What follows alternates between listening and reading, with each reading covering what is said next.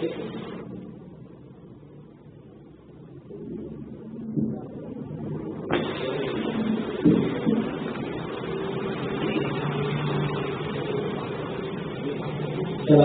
warahmatullahi wabarakatuh. Alhamdulillah, nahmaduhu wa nasta'inuhu wa nastaghfiruh wa na'udzu billahi min shururi anfusina wa sayyi'ati a'malina. Man yahdihillahu fala mudilla lahu wa man yudlil fala hadiya lahu. Wa asyhadu an la ilaha illallah wahdahu la syarika lahu. وأشهد أن محمدا عبده ورسوله لا نبي ولا رسول بعده. يا أيها الذين آمنوا اتقوا الله حق تقاته ولا تموتن إلا وأنتم مسلمون. يا أيها الناس اتقوا ربكم الذي خلقكم من نفس واحدة وخلق منها زوجها وبث منهما رجالا كثيرا ونساء واتقوا الله الذي تساءلون به والأرحام إن الله كان عليكم رقيبا. يا أيها الذين آمنوا اتقوا الله وقولوا قولا سديدا يصلح لكم أعمالكم ويغفر لكم ذنوبكم ومن يطع الله ورسوله فقد فاز فوزا عظيما.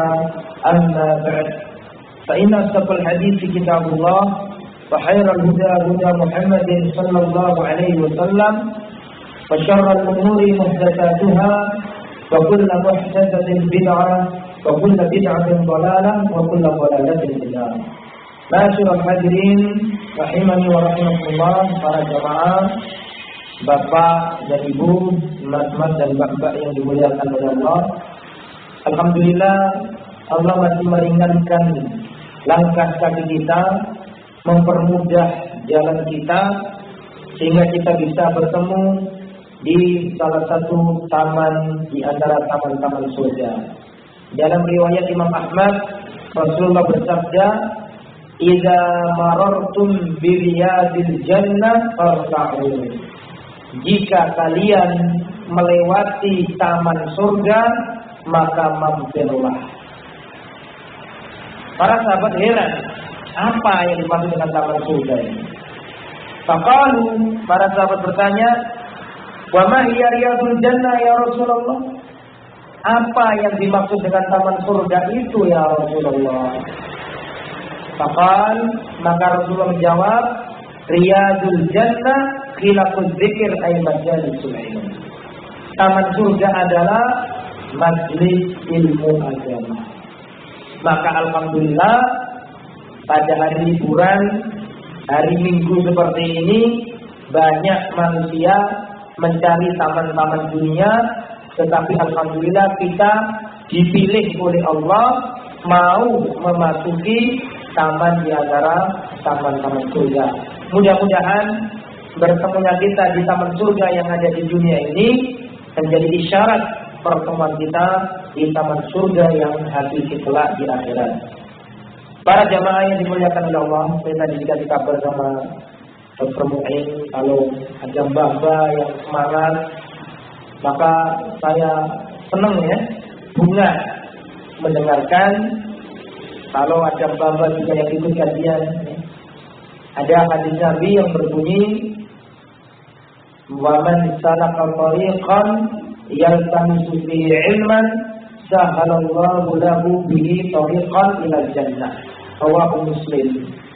Barang siapa berjalan mencari ilmu agama, maka Allah akan memudahkan jalannya menuju surga. Sinten tiyange ingkang melampah kangge pados ilmu agama dipun gampilaken kalih Allah, perjalananipun menyang surga Allah Subhanahu wa taala. Mudah-mudahan dengan datangnya kita ke tempat ini menjadi isyarat kita akan dimudahkan jalan kita menuju surga. Bapak dan ibu, ikhwan dan akhwat yang dimuliakan oleh Allah, Rasulullah mengatakan dalam riwayat Imam Tirmidzi, "Innamad dunya li arba'ati nafarin." dunia ini hanya diisi 4 macam manusia. Tidak lebih dari itu. Ya. Kata Rasulullah, "Innamad dunya li arba'ati nafarin." Dunia hanya diisi 4 macam manusia. Yang pertama, abdin razaqahullahu ilman wa malan. Yang pertama adalah seorang hamba yang diberi oleh Allah harta yang banyak dan ilmu yang banyak. Wis sugih sik gelem ngaji.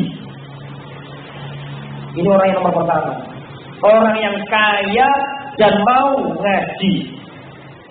Wa huwa yattaqi fihi rabbahu, dan dia menjalankan hartanya dengan ketaatan. Apa kata Nabi? Kata Nabi adalah wa huwa bi afdalil manazil. Ini adalah sebaik-baik manusia. Itu golongan nomor pertama. Golongan yang nomor 2, abdin razaqahullahu ilman wa lam yarzuqhu malan. Seorang hamba yang diberi oleh Allah ya, ilmu yang banyak tapi tidak diberi harta. Miskin, melarat, tapi senang ngaji ilmu agama. Semangat mengaji ilmu agama. Diberi ilmu tapi diberi sedikit harta.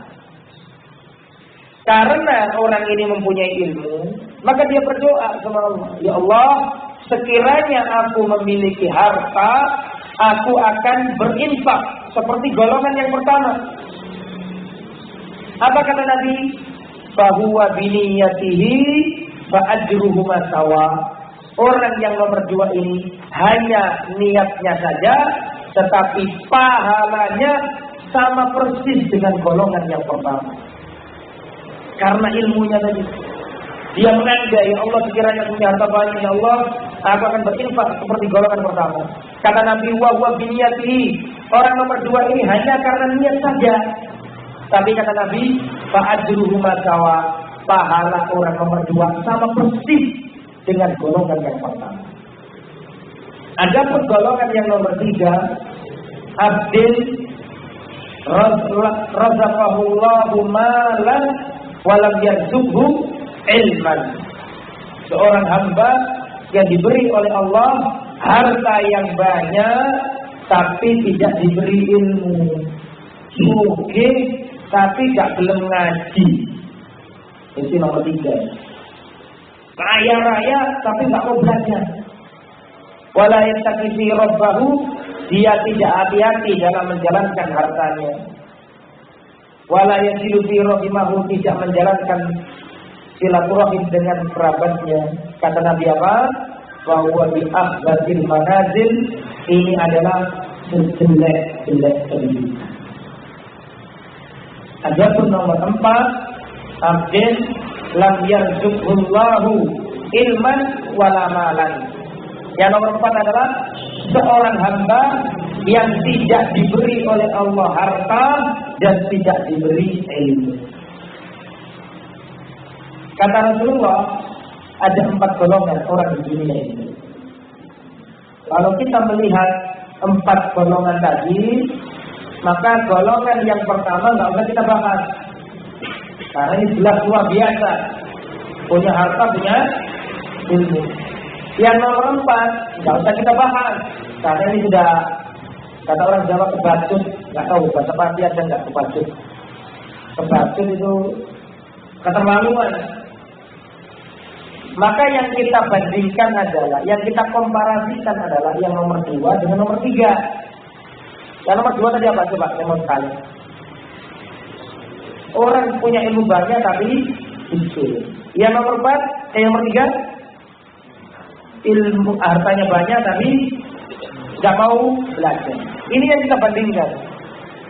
Kalau kita lihat yang nomor 2 tadi, Rasulullah kan mengatakan bahwa orang yang nomor 2 ini berdoa, "Ya Allah, sekiranya aku punya harta banyak, aku akan menginfakkan hartaku."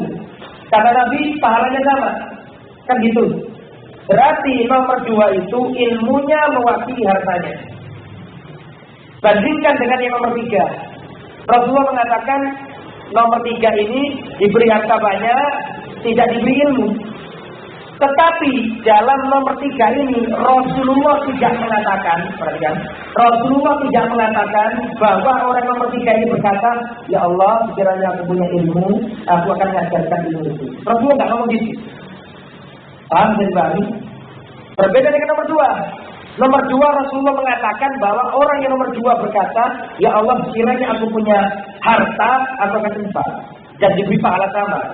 Tetapi giliran nomor 3, Rasulullah tidak ngomong bahwa orang yang nomor 3 berkata, ya Allah, sekiranya aku punya ilmu, aku akan mengajari manusia. Hal ini bisa ditarik kesimpulan. Nomor 2 tadi, ilmunya mewakili hartanya. Nomor 3, hartanya tidak bisa mewakili ilmu. Orang yang punya ilmu, dia akan dijaga oleh ilmunya. Tetapi orang punya harta, dia yang akan menjaga hartanya. Ya, maka kita harus semangat. Mudah-mudahan kita dijadikan oleh Allah golongan yang pertama. Kalaupun tidak pertama, yang minimal nomor 2. Jangan sampai nomor 3, apalagi nomor 4. Para jamaah yang dimuliakan oleh Allah, materi kita adalah fadhailus tauhid, keutamaan tauhid. Ya, kajian ini pantasnya diberi pertanyaan. Kenapa sih kok belajar tauhid? Apa istimewanya tauhid? Sehingga kita harus belajar tauhid. Apa urgensinya? Apa ahamiyahnya? Sebelum kita jawab, orang Islam harus takut terhadap kesyirikan. Jangankan kita ya, Nabi Ibrahim itu takut berbuat syirik. Karena syirik adalah lawan kata dari tauhid. Nabi Ibrahim ini, Bapak Ibu, ya, beliau itu berdoa sama Allah. Di antara doanya Nabi Ibrahim, sebagaimana dalam surat Ibrahim ayat 35, Nabi Ibrahim berdoa. Nabi Ibrahim berdoa, wajnubni wa baniya an na'budal asnam. Ya Allah, jauhkanlah aku dan jauhkanlah anak keturunanku dari menyembah berhala, dari menyembah selainmu. Zaman dulu berhala itu patung. Kalau zaman sekarang ya macam-macam. Bisa ate, bisa pohon besar, bisa sedekah bumi, bisa ramalan bintang, bisa dukun, bisa klenik, bisa percaya nyiloro kidul. Itu termasuk penyembahan selain Allah. Nah, Nabi Ibrahim ini berdoa. Nabi Ibrahim dalam surat Ibrahim ayat 35, Nabi Ibrahim berdoa, wajnubni, wajnub, jenengan adono sapa kula ya Allah, ni ing ingsun, wa baniya lan keturunane ingsun, anak butal asnam, ing ngatasi nyembah berhala. Ya Allah, jauhkanlah aku dan keturunanku dari nyembah berhala. Pertanyaannya, Ibrahim itu nabi apa enggak? Nabi. Saya mau tanya, Nabi Ibrahim punya anak namanya siapa? Ismail dan Ishak. Saya mau tanya, Ismail nabi enggak? Nabi. Ishak nabi apa enggak? Nabi. Ishak punya anak siapa? Yakub. Yakub nabi apa enggak? Nabi. Yakub punya anak Yusuf. Yusuf nabi apa enggak? Nabi. Jadi Ibrahim nabi, Ismail nabi, Ishak nabi, Yakub nabi, Yusuf nabi. Artinya Ibrahim dan anak keturunannya itu nabi. Tetapi meskipun nabi, tetap berdoa, ya Allah, panjenengan sebiaken kula lan anak keturunan kula saking nyembah berhala. Maksudnya apa? Kalau Nabi Ibrahim saja takut terhadap kesyirikan dan anak-anaknya takut terhadap kesyirikan, padahal Nabi, apalagi kita, gitu loh. Kita harus takut ya, dengan budaya-budaya kesyirikan. Jangankan kita, Nabi Muhammad takut. Nabi Muhammad ngajari kita doa, Allahumma inni a'udzubika min an usyrika wa ana a'lamu wa astaghfiruka lima la a'lamu. Ya Allah, aku berlindung dumateng panjenengan ya dari menyekutukan panjenengan. Berarti Nabi Ibrahim takut kesyirikan. Anak keturunan Nabi Ibrahim takut kesyirikan. Nabi Muhammad takut kesyirikan. Apalagi kita. Kita bukan nabi. Bapak kita bukan nabi. Anak kita bukan nabi. Berarti kita lebih harus takut terhadap kesyirikan. Maka dari itulah kita harus belajar. Kenapa kalau kita belajar tauhid? Apa manfaatnya kita belajar tauhid? Yang pertama para jamaah, mengapa kita harus belajar tauhid? Karena tauhid inilah yang memasukkan kita ke surga. Tanpa tauhid orang tidak bisa masuk. Ini jawaban pertama. Mengapa kalau kita harus belajar tauhid? Karena tidak ada yang bisa mengantarkan ke surga kalau orang itu tidak punya tauhid. Jalannya mana? Dalilnya adalah riwayat Imam Al-Bukhari dan Imam Muslim. Rasulullah mengatakan, Innallaha harrama 'alan nari man qala la ilaha illallah yabtahi bi wajhallah. Sesungguhnya Allah mengharamkan neraka bagi orang yang mengucapkan la ilaha illallah dan mengerti konsekuensinya. Kenapa kok tauhid? Karena tidak ada yang bisa mengantarkan ke surga kecuali tauhid. Ya, harus memahami la ilaha illallah, tidak ada yang berhak disembah kecuali Allah. Beserta konsekuensinya, tidak sekedar mengucap. Kalau sekedar mengucap, ya, burung beo bisa mengucap la ilaha illallah. Bisa. Tetapi ketika ada kucing makan biar, meskipun dia hafal, ya, la ilaha illallah, diajari sama majikannya, la ilaha illallah, la ilaha illallah. Ketika ada kucing menerkam beo tidak akan mungkin mengatakan la ilaha illallah. Barang siapa yang akhir perkataannya la ilaha illallah akan masuk surga. Beo tidak akan bisa, dia akan jerit-jerit saja. Ya, makanya kita harus memahami konsekuensi dari la ilaha illallah. La ilaha illallah, tidak ada yang berhak disembah kecuali Allah. Artinya apa? Kita menggantungkan diri kita hanya kepada Allah. Ya, meminta hanya kepada Allah. Tidak memohon kesembuhan kepada dukun, tidak meminta rezeki kepada akik, tidak meminta kesembuhan dari selain Allah, tidak memohon perlindungan dari selain Allah. Itu makna la ilaha illallah. Itulah yang mengantarkan kita ke surga. Sebaliknya, man mata wa huwa yad'u min dunillahi niddan dakhala nar.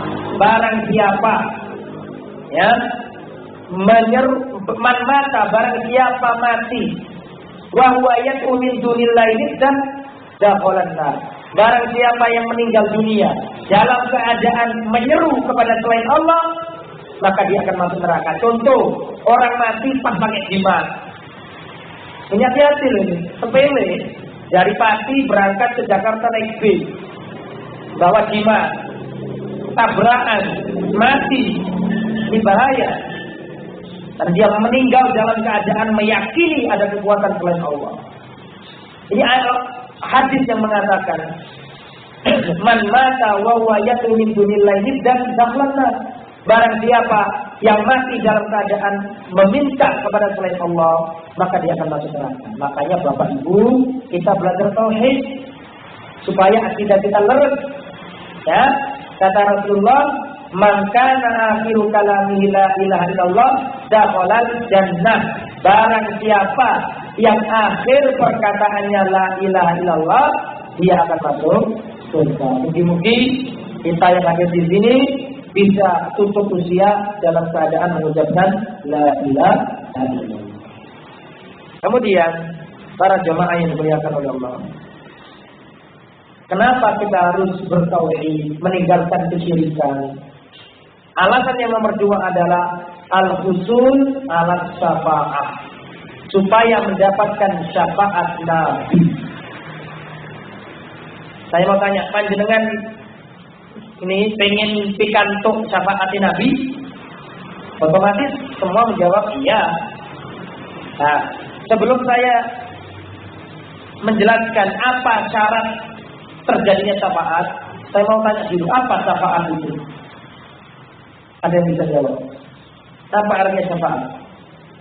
Semua orang ingin mendapatkan syafaat Nabi. Pertanyaannya, apa syafaat itu? Pertolongan. Ya baik. Apa syafaat itu? Orang awam kalau disebutkan syafaat Nabi, itu yang ada di pikirannya adalah nanti Rasulullah itu nolong langsung. Duduk, ngerti duduknya? Apa duduk? Ngambil tangannya orang-orang yang ditolong. Di pikirannya manusia kan gitu, syafaat itu ditolong sama Nabi. Syafaat tidak, syafaat ya nolong pasti nolong. Syafaat itu apa sih? Tak kasih contoh biar sampean paham apa syafaat itu. Syafaat itu contohnya seperti ini. Ada orang syafaat itu definisinya adalah tolabul khairi lil ghairi. Syafaat adalah menginginkan kebaikan bukan untuk diri sendiri tapi untuk orang lain. Itu artinya syafaat. Menginginkan kebaikan bukan untuk diri sendiri tapi untuk orang lain. Contoh memberi syafaat, ada orang datang ke saya. Mas, saya pinjam uangnya 100 juta, anak saya operasi. Ini darurat, tolong saya dipinjami uang 100 juta. Saya katakan, sapunten Mas, kalau uang artos itu banyaknya saya belum punya. Tapi dengan tenang mawon, coba saya tak hubungi teman saya, tak hubungi Pak Muin, insya Allah Pak Muin punya uang 100 juta itu. Terus saya ketemu Pak Muin tolong, ini ada saudara kita ini membutuhkan pertolongan. Ya, sampean utangi, syukur-syukur kalau sampean sukani, sampean apa? Jadi sukani ya, sukani sampean kasih. Oh iya, gampang Ustaz. Berarti saya di sini memberi syafaat kepada orang. Itu syafaat. Artinya Rasulullah memberi syafaat, itu artinya Rasulullah matur menyang Allah, ya Allah, tolong hambaku ini Allah sampai selamatnya. Bisa ditolak, bisa diiyakan. Itu syafaat. Nah, orang yang kalau pengen dapat syafaat harus tauhid dulu. Rasulullah minta sama Allah. Bisa ditolak, bisa disetujui. Jadi jangan menganggap syafaat itu ada hamba yang masuk neraka langsung sahur sama Nabi, ditutup supaya tidak didongeng neraka. Bukan itu syafaat. Syafaat itu Rasulullah nyuwun kepada Allah, ya Allah tolong bebaskanlah umatku yang satu ini. Terus Allah, ya antas syafaat engkau diperkenankan syafaatmu, akhirnya ditolong. Jadi syafaat adalah permohonan kebaikan Nabi kepada Allah untuk menolong umatnya. Bisa ditolak, bisa disetujui, tergantung syaratnya. Nah, syarat pertama kalau supaya dapat syafaat Nabi adalah tauhid. Harus bertauhid.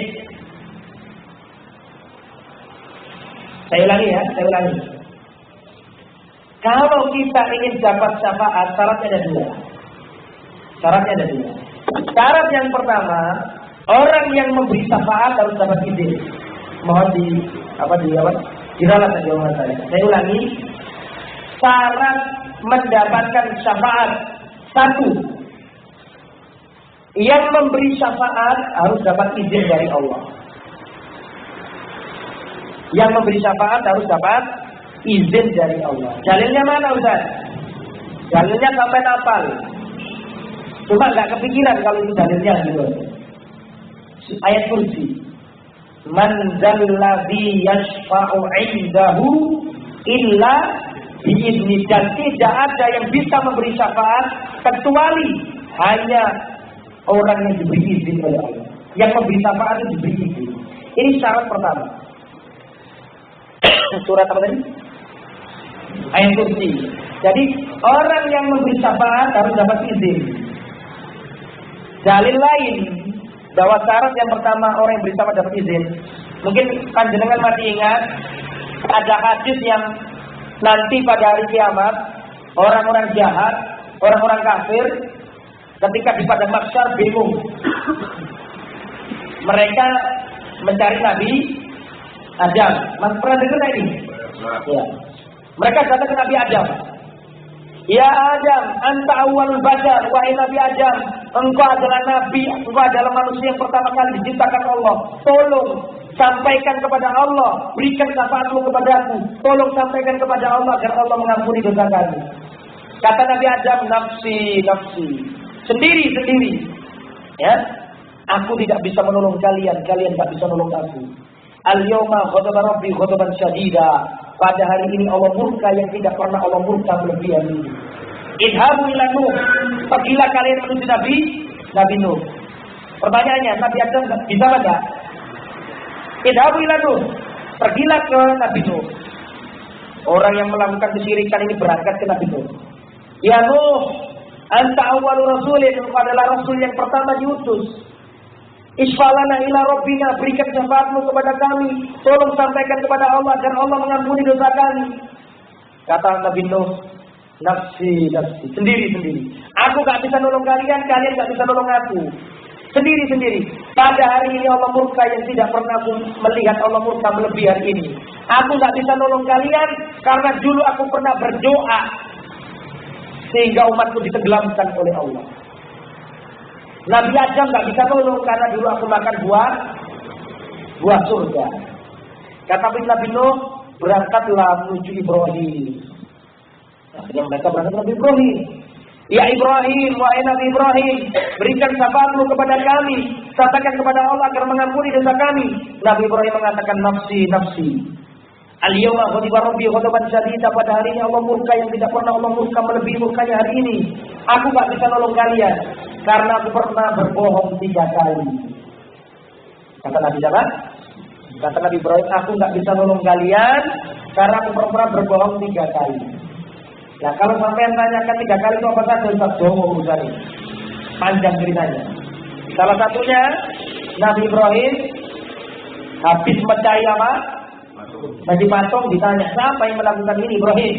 Nabi Ibrahim apa? Yang besar itu yang melakukan. Ini diantaranya. Berangkatlah menuju Nabi Musa. Karena mereka berangkat Musa. Nabi Musa menjawab yang sama. Nafsi, nafsi. Nabi Musa mengatakan, sendiri. Aku gak bisa nolong kalian.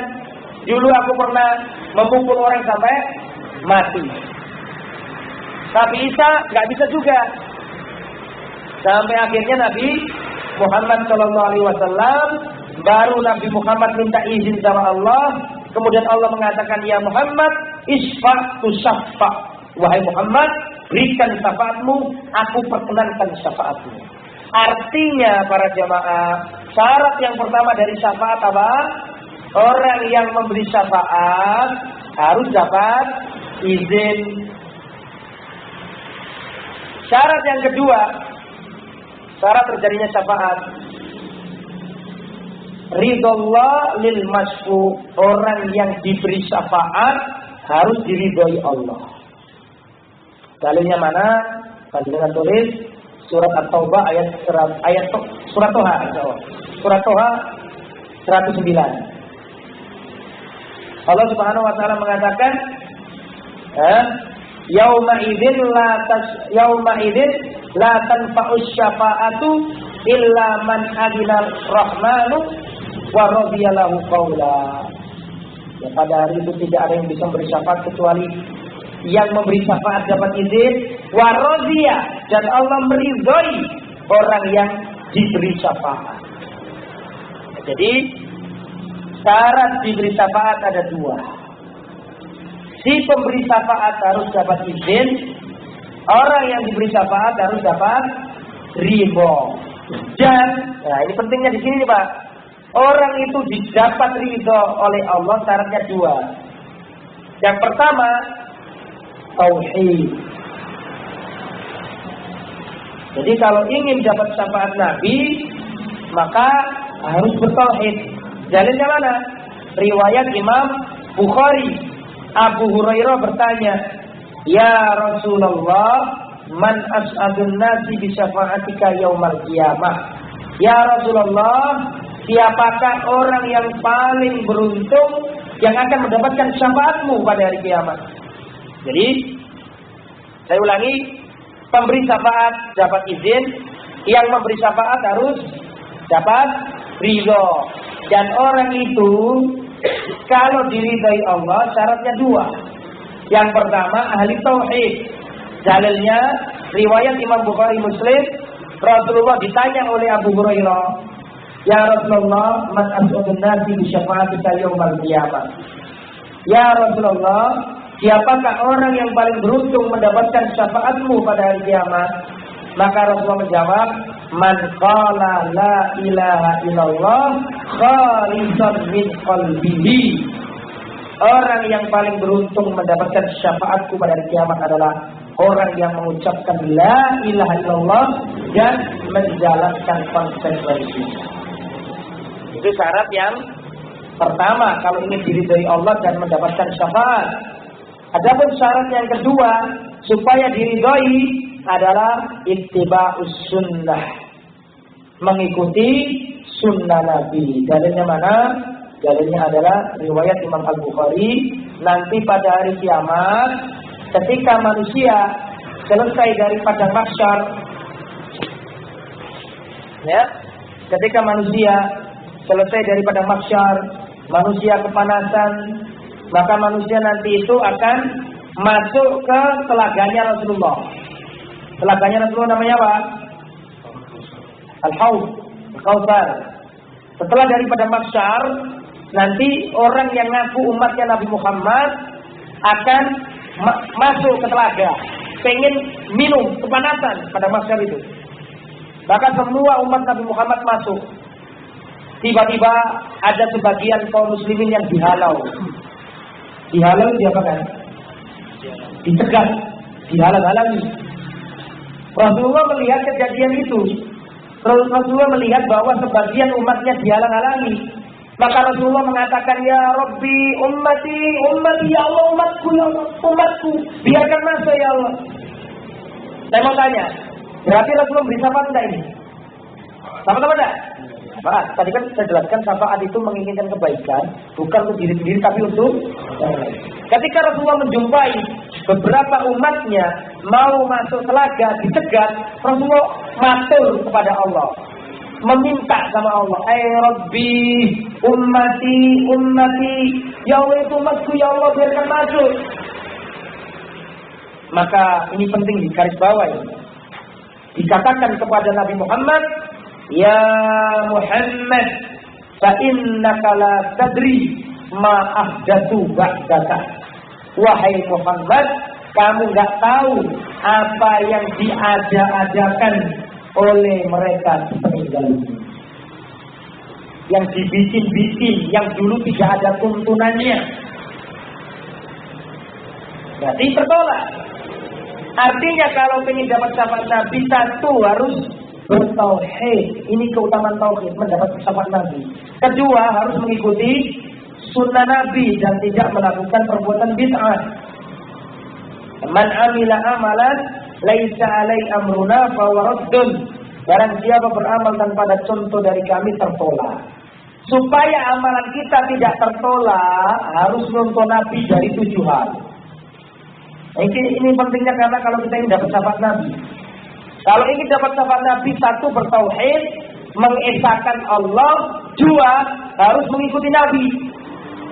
Inilah makna la ilaha illallah Muhammadar Rasulullah. La ilaha illallah artinya nyembah hanya kepada Allah, menggantungkan hidup hanya kepada Allah. Muhammad Rasulullah artinya ibadah kita harus sesuai tuntunan Nabi. Ibadah kita sesuai tuntunan Nabi kalau kita memperhatikan 7 hal. Apa saja kira-kira? Kalau Rasulullah sudah menentukan 7 hal, jangan diganti, pasti salah. 7 hal itu yang pertama adalah, ini disebutkan Al-Imam Al-Utsaimin ketika menyarah hadis yang berbunyi man amila amalan. Supaya amalan kita tidak tertolak, harus memperhatikan 7 hal. Yang pertama. Yang pertama adalah al-zaman. Perhatikan waktunya. Artinya apa? Artinya kalau Rasulullah sudah menentukan waktu, jangan diganti waktunya, pasti salah nanti. Bismillah. Contoh gini, kalau kita Idul Adha, itu kan nyembelihnya setelah sholat. Leres ngomong boten? Sama ngomong ke banter loh. Leres ngomong boten? Ngotot semangat. Saya ulangi ya. Kalau ingin amalan kita tidak tertolak, harus mengikuti perintah Nabi dalam 7 hal. Yang pertama, perhatikan waktunya. Rasulullah kalau sudah menentukan waktu jangan diganti. Kalau diganti pasti salah. Contoh, Rasulullah ngajari kita kalau nyembelih kurban itu setelah sholat. Sekiranya ada orang ngomong sama pembantunya, tolong ya sebelum berangkat sholat sampai sembelih kurbanku itu, supaya nanti setelah sholat kita langsung makan-makan. Saya mau tanya, ini kurbannya batal apa sah? Batal. Mengapa kok batal? Karena melanggar aturan Nabi dari segi waktu. Idul Fitri, contoh puasa. Rasulullah Shallallahu Alaihi Wasallam mengatakan, sumu liru'yatihi, berpuasalah. Kapan? Liru'yatihi, kalau kalian lihat hilal, disuruh lihat. Kan ngoten toh? Nah, kalau ada orang memakai selain sistem ini, berarti dia memakai waktu yang waktu itu tidak dijelaskan sama Nabi, melanggar aturan Nabi. Contoh lain, ketika matahari tepat di atas kepala, panjenengan sholat asar, sholat zuhur, sah apa enggak? Enggak sah. Matahari tepat di atas kepala, belum waktunya sholat zuhur. Karena waktunya sholat zuhur itu harus matahari condong ke arah barat sedikit, sehingga bayangan benda ada di sebelah timurnya benda. Ini yang pertama, harus mengikuti waktu yang ditentukan Nabi. Contoh yang kedua, poin yang kedua adalah al-makan, tempatnya. Kalau Rasulullah menentukan tempat ibadah, jangan diganti. Kalau diganti salah. Contoh, Rasulullah dan Allah mengajarkan kepada kita bahwa yang namanya tawaf itu cuma di satu tempat tok. Di mana? Di Mekah, di Baitullah, di Ka'bah. Orang Iran mempunyai tempat tawaf di kuburannya Husain, Rabi'ah gitu. Atau mereka tawaf di kuburannya Abu Lu'lu' yang membunuh Umar. Berarti dia membuat tempat yang tempat itu tidak pernah dijelaskan oleh Nabi, maka amalannya tertolak. Contoh orang Ahmadiyah. Orang Ahmadiyah itu kalau haji kemana? Ke Qadian, Pakistan, India sana. Ini diterima Allah apa enggak Ustaz? Jelas tidak diterima. Mengapa? Karena tempat itu tidak pernah ditentukan oleh Allah dan Rasul. Yang nomor 3, jenis. Rasulullah kalau sudah menentukan jenis, jangan diganti. Karena kalau diganti salah. Contoh, Rasulullah ngajari kita bahwa hewan yang dijadikan korban itu 3. Hewan yang dijadikan korban itu 3. 1, unta, 2, sapi, 3, kambing. Kambing dibagi 2. Wedhus gibah sama kambing yang kambing itu. Ya. Ini sudah pakem. Kemudian kalau ada orang pasti, misalnya korban pakai 100 kelinci misalnya. Dengan alasan 100 kelinci ini kalau dibelikan kambing juga dapat gitu. Apakah Allah menerima? Tidak diterima. Kenapa tidak diterima? Karena dia membuat jenis baru yang jenis ini nggak pernah ditentukan Nabi. Zakat fitrah, Nabi ngajarkan it'amu masakin, memberi makan pakai miskin. Kalau ada orang zakat fitrah bayar pakai uang, nggak diterima. Kenapa? Karena dia menentukan jenis yang dulu tidak ditentukan Rasulullah. Imam Syafi'i berpendapat zakat fitrah makanan pokok. Imam Ahmad makanan pokok. Imam Malik makanan pokok. Imam Abu Hanifah boleh pakai uang. Dan ini pendapat yang marjuh. Pendapat bukan pendapat yang rojih. Yang rojih pakai makanan pokok. Terus poin nomor berapa? 4. Kalau ingin agar amalan kita itu diterima oleh Allah, yang berujung dapat syafaat Nabi adalah yang nomor 4 sekarang ya. Adalah al-miqdar, ukuran. Rasulullah kalau sudah menentukan ukuran, jangan diganti. Karena kalau diganti akan salah. Contoh, Rasulullah ngajari kita bahwa warisan itu lidzakari mislu hadzil unsayain. Ya, 2:1. Laki-laki dapat 2, wanita dapat 1. Contoh biar gampang ya. Misalnya saya punya 2 anak.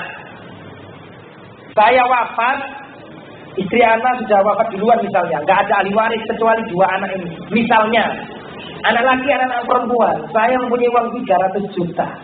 Anak laki-laki dapat 200 juta, anak perempuan dapat 100 juta. Ini aturan Nabi. Mikdar, ukurannya, nggak boleh diganti. Diganti salah, melanggar aturan Nabi. Ini nomor berapa? Yang nomor 6. Sengaja saya salahkan. Temannya apa dia? Yang nomor 5 adalah al-adad, bilangan. Rasulullah kalau sudah menentukan bilangan, jangan diganti. Kalau diganti salah. Jangan membuat aturan baru. Sholawat monggo silakan. Tetapi sebagian orang membatasi barang siapa yang sholawat 4.444 kali. Ini dari mana bilangan ini? Dari hadis Nabi tidak akan ketemu sama iya kitab-kitab kuning yang dari hadis Nabi. Tidak akan ketemu jumlah itu. Nah, kalau kita melakukan itu, silakan monggo sholawat. Sholawat itu syariat Nabi. Harus kita lakukan. Nanti saya jelaskan tata caranya. Ini masih nomor bilangan. Nah, bilangannya harus sesuai. Contoh, setelah sholat wajib, Subhanallah 33 kali, Alhamdulillah 33 kali, Allahu Akbar 33 kali. Setelah itu, La ilaha illallah daulat genap 100. Betul? Nah, kalau ada orang mengatakan, saya pengen pahala saya semakin banyak. Subhanallah 1000 kali, Alhamdulillah 1000 kali, Allahu Akbar 1000 kali. Saya mau bertanya, bagus mana yang 33 kali sama yang 1000 kali? Bagus yang 33. Loh kenapa kok bagus 33 Ustaz? Karena mengikuti sunnah Nabi. Adapun 1000 nggak ada tuntunannya. Makanya dalam surat Al-Mulk ayat 2, Alladzi khalaqal mauta wal hayata liyabluwakum ayyukum ahsanu amala. Allah menciptakan hidup dan mati untuk menguji manusia siapa yang paling bagus amalannya. Allah tidak mengatakan yang paling banyak amalannya, tapi yang Allah katakan adalah yang paling bagus amalannya. Para ulama menafsiri amalan bagus itu apa? 1, ikhlas. Kalau nggak ikhlas, meskipun umroh bolak-balik percuma. Itu bukan amalan bagus. Karena amalan bagus itu syaratnya 1, ikhlas. Kalau nggak ikhlas, bukan bagus, meskipun banyak. Kedua, setelah ikhlas, mengikuti aturan Nabi. Saya mau sholat subuh 3 rakaat. Saking ikhlasnya, pengen dapat pahala sholat subuh 3 rakaat. Diterima Allah apa tidak? Tidak diterima. Meskipun kamu ikhlas, kamu tidak menyentuh Nabi. Ini bilangan. Ya. Jadi yang nomor 5 ini bilangannya harus sama dengan bilangan Nabi. Yang nomor 6, apa kira-kira? Sebab. Kalau Rasulullah menentukan sebab, pakai sebab itu. Jangan membuat sebab yang baru. Contoh, kalau dikasih contoh biar lebih mudah. Kata Nabi, "Idza dakhala ahadukum al-masjid, fala yajlis hatta yarka' rak'ataini." Kalau kalian masuk masjid, jangan duduk sampai sholat 2 rakaat. Betul nggih? Sholat apa namanya? Tahiyatul masjid. Kata para ulama, berarti masuknya Anda ke masjid menjadi sebab disyariatkannya sholat tahiyatul masjid. Betul enggak? Berarti sebab ini dibolehkan Nabi. Sebab ini diatur oleh Nabi. Adapun jika orang memiliki stand di pasar misalnya, setiap kali buka pasar sholat 2 rakaat, terus ditanya sama orang-orang, "Bersama ini sholat apa, Mas?" Setiap kali melbunan toko kok sholat 2 rakaat. Dia jawab, "Ya biar dagangan saya ini cepat laris, maka saya sholat tahiyatul pasar." Kira-kira diterima apa tidak? Ya tidak dong. Karena dia membuat sebab baru yang dulu Rasul tidak membuat sebab. Contoh, mimpi giginya yang atas hilang 1. Apa artinya? Kalau di tempat saya ya, wong Jawa mimpi untune sing dhuwur ilang situ, waduh gak keturu kan. Artinya orang mati kan gitu kan. Kalau kita meyakini itu namanya tatoyur. Berarti kita menjadikan mimpi itu sebab terjadinya kematian. Ini enggak dibolehkan oleh Islam. Ini khurafat namanya. Kalau melihat burung gagak takut. Ini namanya sebab yang tidak disyariatkan. Kalau kita meyakini berarti kita melanggar Nabi.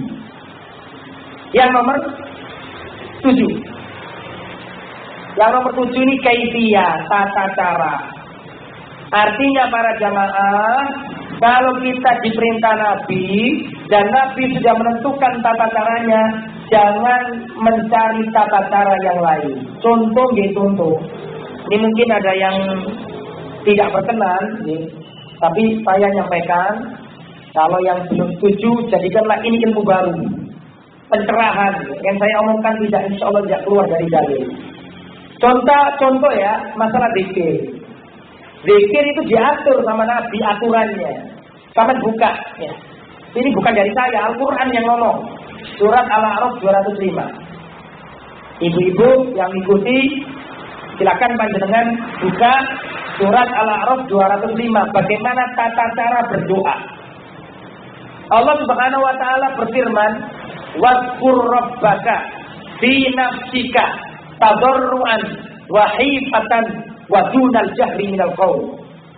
Wadhkur zikira sapa sira rabbaka ing pangerane sira ya fi nafsika ing dalem jiwane sira gak oleh rame-rame kan ngoten to. Tadarruan hale merendahkan diri, wa khifatan lan hale takut cemas, wa dunal jahri minal qauli lan orang gedhekno swara. Kalau bahasa Indonesianya seperti ini. Wadhkur rabbaka, zikirlah kepada Tuhanmu fi nafsika, di dalam dirimu. Berarti kan enggak rame-rame, Pak. Betul nggih? Tadarruan dengan merendahkan diri, wa khifatan takut dan cemas, wa dunal jahri minal qauli dan tidak mengeraskan suara. Ini terang nyata gamblang jelas. Surat Al-A'raf ayat 205. Terang, nggak ada nggak ada samar, jelas. Wadkur, zikirlah. Saya mau tanya, zikir itu umum nggak? Umum. Sholawat ya zikir, Pak. La ilaha illallah ya zikir. Kan ngoten to nggih? Tahmid nggih zikir, tahlil nggih zikir, subhanallah nggih zikir. Artinya Bapak, sampean tahlilan monggo, sampean selawatan monggo, sampean mau istighosah monggo, itu syariat Islam, semua ada dalilnya. Afdhalu dzikri fa'lam annahu la ilaha illallah. Sebaik zikir adalah la ilaha illallah. Mau selawatan ada dalilnya. Ya. Man shalla alayya sholatan wahidatan sallallahu alaihi bi asron. Barang siapa membaca satu sholawat kepadaku, satu sholawat, kata Nabi akan diganti Allah 10 sholawat. Mau istighosah silakan. Fastahisu rabbakum, beristighosahlah. Tetapi ingat para jamaah, istighosah syariat Islam, sholawat syariat Islam, tahlilan syariat Islam. Ketika itu syariat Islam, maka tata caranya diatur oleh Islam. Nah itulah yang kita nggak pernah melarang wong tahlilan itu. Wong nggak tahlilan nggak wong Islam. Wong nggak selawatan butuh wong Islam. Wong Islam kudu tahlilan, kudu selawatan. Tapi piye carane? Lah ini kembali ke Al-A'raf 205 tadi itu. Kata Nabi kalau mau berzikir, fi nafsika, dalam dirimu, yang khusyuk, tadarruan, wa hibatan, wa dunal jahri, dan tidak mengeraskan suara. Membaca tahlil syariat Islam, tapi tata caranya harus mengikuti aturan Nabi. Imam Syafi'i dalam kitabnya Al-Um, ini Imam Syafi'i yang ngomong, bukan saya. Saya menyampaikan tok. Nanti kalau mungkin kurang percaya dengan omongan saya, ayo tak kasih tahu kitabnya. Imam Syafi'i mengatakan, akrobul maktam, aku benci acara selamatan. Wahiyal jamaah, yaitu acara kumpul-kumpul fi baitil mayyit, di rumahnya orang mati. Fa inna dzalika taklifun lil mu'nah, karena itu membebani keluarga mayit. Ini Imam Syafi'i yang ngomong. Selanjutnya Imam Ad-Dimyati, pengarang kitab I'anatul Thalibin. Saya mau tanya, sampai pernah belajar kitab I'anatul Thalibin tak? Insya Allah kalau mondok mesti pernah belajar kitab itu. Di pondok manapun diajarkan kitab I'anatul Thalibin. Kitab Syafi'iyah, pengarangnya namanya Imam Dimyati Asy-Syafi'i, mazhabnya Syafi'i. Beliau mengatakan, ma yaf'aluhun nas, adapun yang dikerjakan masyarakat, minal istima' fi baitil mayyit, termasuk kumpul-kumpul di rumah orang mati, wason atis to'am, dan membuat makanan, hidangan makanan, minal bid'ahil munkarati, termasuk perkara munkar yang tidak ada tuntunannya. Terus gini, yang bener apa Ustaz? Mosok kok ngelarang? Sing bener itu yang bagaimana? Kalau ada orang wafat, menurut syariat Islam, Islam sudah memberi solusi, Bapak Ibu. Bagaimana kalau ada orang wafat? Islam itu agama rahmat.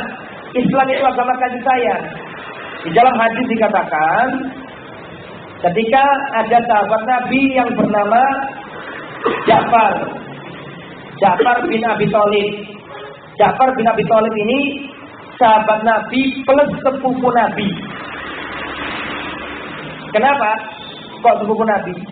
Karena Ja'far ini anaknya Abu Thalib. Abu Thalib itu dulure Abdullah. Abdullah bapaknya Nabi, kan gitu ya. Nah, Ja'far ini dulure Ali bin Abi Thalib. Ketika Ja'far wafat, Rasulullah mengumpulkan sahabat. Ini penting digarisbawahi. Ketika Ja'far wafat, meninggal dunia, Rasulullah mengumpulkan sahabat. Kemudian Rasulullah mengatakan kepada para sahabat, isna'u ta'aman li ahli Ja'far fa innahu qad ata man atah. Kata Rasulullah, wahai sahabatku, buatkanlah makanan untuk keluarga Ja'far yang ditinggal mati oleh Ja'far. Saya mau tanya, yang membuat makanan ini yang keluarga mayit apa tetangganya?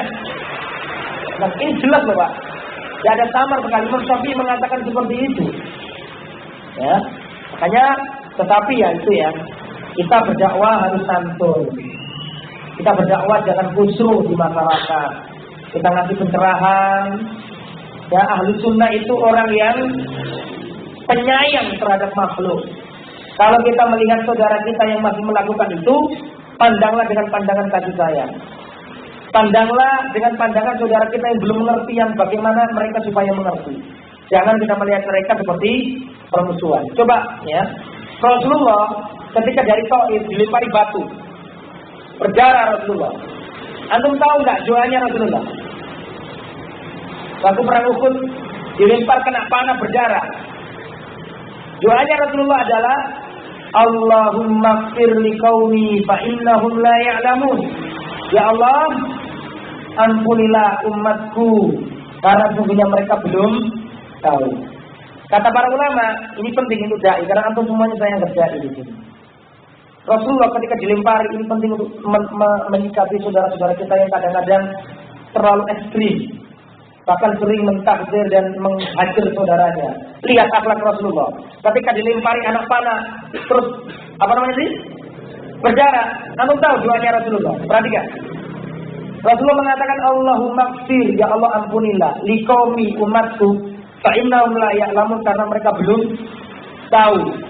Saya mau tanya, apakah mereka belum tahu? Sudah tahu. Rasulullah dakwah mereka itu 8 tahun ketika di Makkah.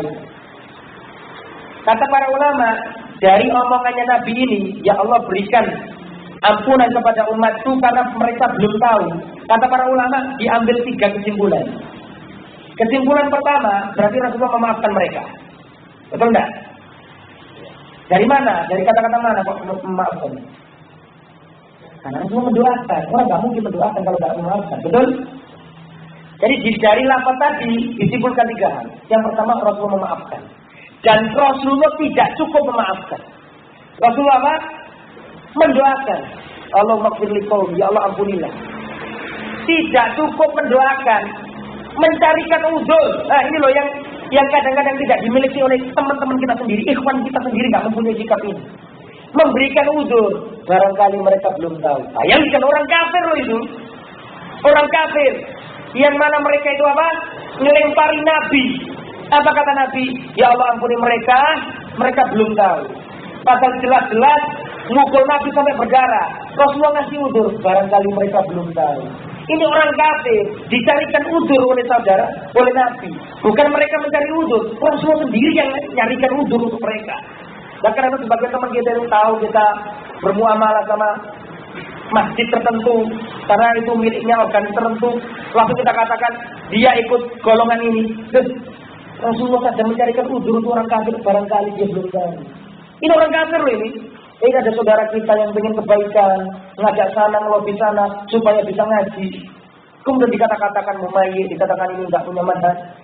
Ya, Rasulullah saja, orang kafir dicarikan udzur sama Nabi, barangkali belum tahu dia itu.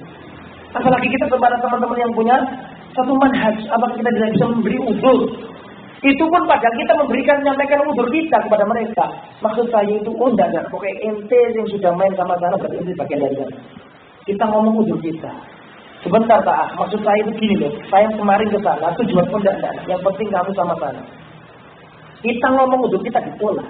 Padahal Nabi itu nyarikan udzur untuk saudara kita. Nah ini kadang-kadang dalam dakwah kita harus hati-hati. Ya, ketika kita nyampaikan bahwa ini nggak boleh, termasuk seperti dikatakan Imam Syafi'i tadi, tetapi dalam bahasa dakwah Anda harus pandai-pandai bermuamalah sama masyarakat yang tujuannya bagaimana kebenaran ini sampai di hati-hati mereka. Nah kita harus kadang-kadang ya Bapak dan Ibu, kadang-kadang hidayah itu bukan dengan dalil yang kita pakai. Oh ini nggak boleh nih, dalilnya ini. Orang itu kalau masa tua gak akan mau menerima itu.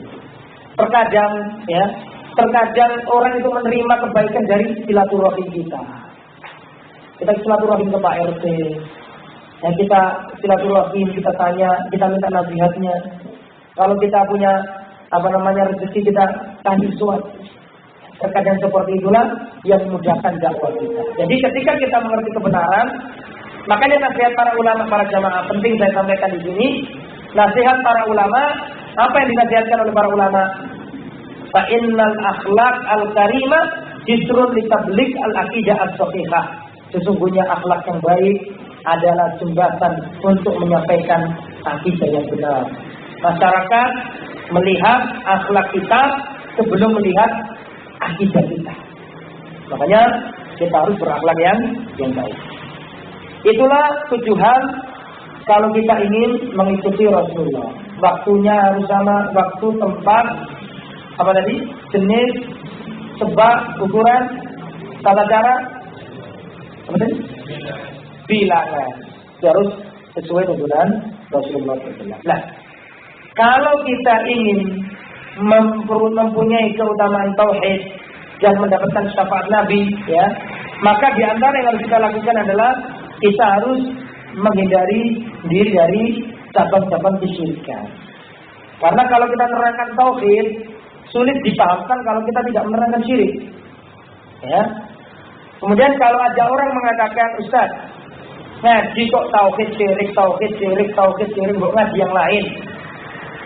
Para jamaah, para ulama mengatakan, man takallama anil Islam, falam yatakallam anil tauhid, faka'annahu lam yatakallam syai'an anil Islam. Barang siapa berbicara tentang Islam, tidak membahas tauhid dan tidak membahas syirik, faka'annahu lam yatakallam syai'an anil Islam. Seakan-akan dia tidak pernah membahas tentang Islam. Saya mau tanya, Kenapa Nabi Musa dikejar-kejar oleh Fir'aun? Karena Nabi Musa menegakkan tauhid. Kenapa Fir'aun ditenggelamkan di Laut Merah? Karena Fir'aun memerangi tauhid. Mengapa Nabi Ibrahim dibakar Raja Namrud? Karena Nabi Ibrahim mencari apa?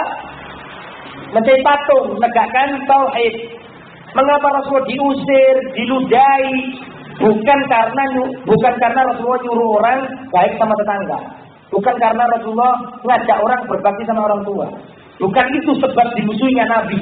Sebab dimusuhinya Nabi adalah ketika Rasulullah apa? Ngajak tauhid. Bilal diseret di padang pasir, ya, kemudian ditimpa batu besar. Karena apa? Karena tauhid. Ya, makanya kalau kita mendengar dai yang berbaik sama tetangga, kita harus, itu penting. Tapi jangan dilupakan intinya Islam. Intinya Islam adalah tauhid yang harus kita sampaikan. Ya, maka kalau kita ingin terbebas dari syirik, maka kita harus tahu cabang-cabang kesyirikan. Dan ini ingin saya sampaikan, semoga kita bisa menerimanya. Yang pertama, ya, syirik itu memiliki 10 cabang, Pak, kurang lebih. Yang pertama adalah at-tatayyur. At-tatayyur itu apa bahasa kita?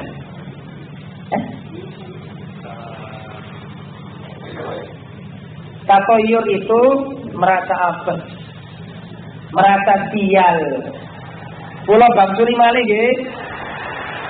Cabang-cabang kesyirikan, naudzubillah min dzalik, kalau kita sampai terjatuh, bahaya Pak. Apalagi kalau sampai ke bawah mati, naudzubillah min dzalik. Orang Islam harus tauhid, karena tadi sudah saya sampaikan keutamaan tauhid itu akan masuk surga. Ya, orang yang syirik tidak akan masuk surga. Allah mengatakan, la innallaha la yaghfiru an yushraka bihi wa yaghfiru ma duna dzalika liman yasha. Allah tidak akan mengampuni dosa syirik dan mengampuni dosa-dosa yang lain. Nah, makanya di sini saya ingin ngasih tahu apa saja cabang-cabang kesyirikan. Yang pertama, at-tatayyur, at-tiyarah. Apa tatayyur itu, Pak? Bahasa pastinya saya nggak tahu ya, karena saya bukan orang pasti, tapi insya Allah seperti ini terjemahnya. Ngerumangsani sial, rumong sosial. Ya. Rumong apes, nah ya, rumong apes.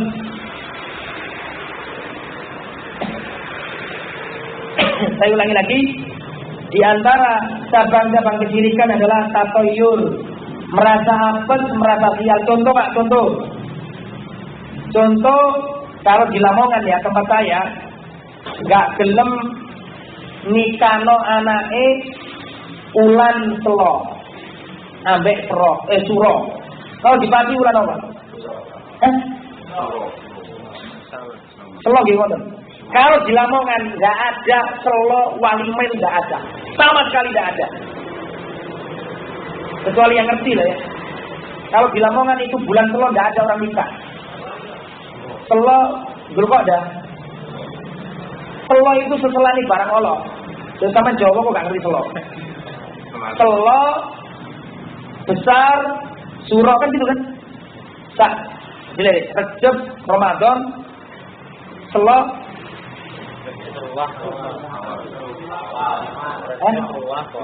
Ya terus sampai dulu ngerti lah.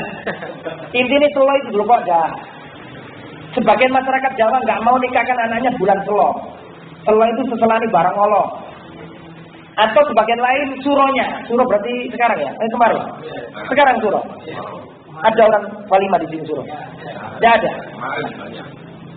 Besar yang banyak. Nah, kalau sampai orang Islam itu meyakini sial, nggak boleh Pak. Nggak boleh sial. Termasuk kalau nabrak kucing katanya, nek diterusno iku alat iki. Enggak boleh. Orang Islam enggak boleh rumangsa apes. Enggak boleh. Contoh lagi apa contohnya? Contohnya ini nih, terjadi. Ada orang tua pesen sama anaknya.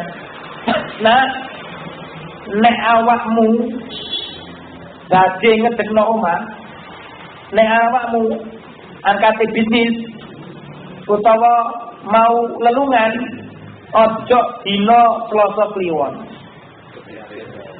Soalnya itu ben geblake banget. Wonten napa mboten? Ada. Nah ini tatayur ini. Orang Islam tidak boleh meyakini itu. Sedekah bumi nanti nek sedekah bumi kuatir. Kuatir apa? Pageblok terus macam-macam ya. Ini tidak boleh nih. Orang Islam tidak boleh merasa sial. Saya waktu ke Jakarta naik waktu ke apartemen, cari angka 13 itu hilang kemana angka 13 ini? Sama angka 3 kalau nggak salah. Lupa ada 3 atau 5. Gak ada di lift, nggak ada. Karena keyakinannya orang Cina-Cina itu, angka-angka tertentu itu mendatangkan sial. Tidak ada angka itu. Nah, orang Islam nggak boleh meyakini kesialan, nggak boleh. Kata Rasulullah, at-tiyaratu syirkun. Rumongso apes itu cabang kesyirikan. Orang Islam kudu yakin sing mendatangkan manfaat madarat hanya Allah saja. Tak boleh. Kalau jalan ada burung gagak, waduh, takut ada yang mati. Tidak boleh. Orang Islam tidak boleh meyakini keapesan. Tidak boleh rumongso apes. Sial, tidak boleh. Kita harus optimis. Mau beli rumah, ternyata rumahnya tusuk sate. Seperti itu tadi ya. Ada istilah di sini gitu ya. Nggak mau. Sebagian masyarakat ada yang nggak mau beli rumah tusuk sate. Alasannya khawatir apel sial gitu. Di tempat saya itu sampai sekarang ada. Desa ini nggak boleh nikah sama desa ini. Di sini ada?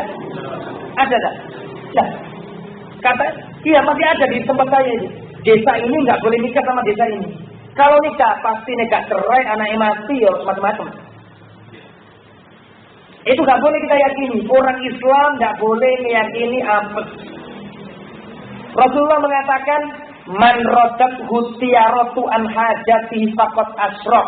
Barang siapa memiliki keinginan hajat, kemudian diurungkan hajatnya karena khawatir apes, maka dia melakukan kesyirikan. Contoh, wis dijodohno karo wong tuwa nih, didelok wetone.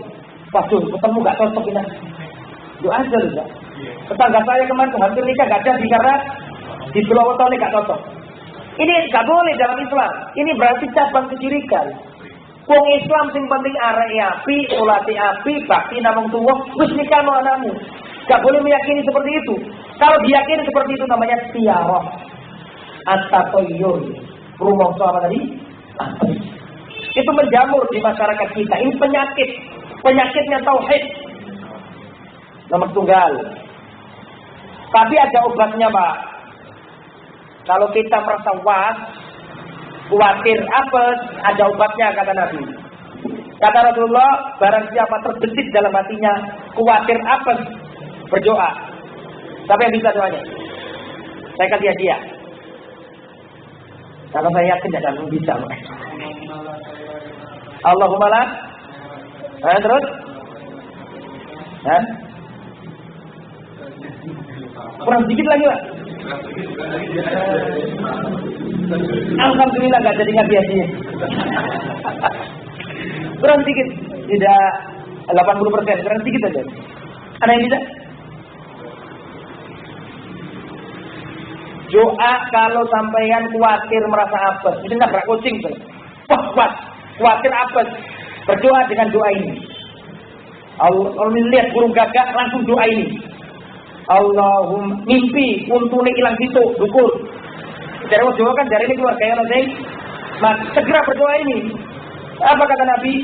Allahumma la khayra illa khayruka wala khaira illa khairuka wala ilaha ghairuka. Yang terakhir ayat ini.